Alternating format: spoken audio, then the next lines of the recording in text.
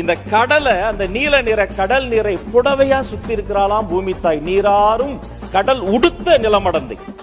அந்த பூமி தாய்க்கு ஒரு அழகான முகம், சீராரும் வதனம்னா முகங்க. அந்த சீராரும் வதனம் எதுன்னு பார்த்தா திகழ்பாரத கண்டம், இந்த பாரத தாய், இந்த பூமி தாய். அவளின் அழகான முகம் இந்த பாரத தாய்.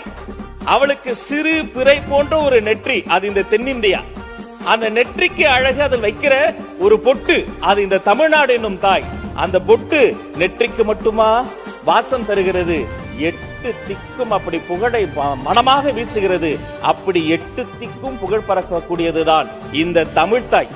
இத்தனை 1000 ஆண்டுகள் வளர்கிற பொழுது ஒரு தாய்க்கு வயதாகும் தானே.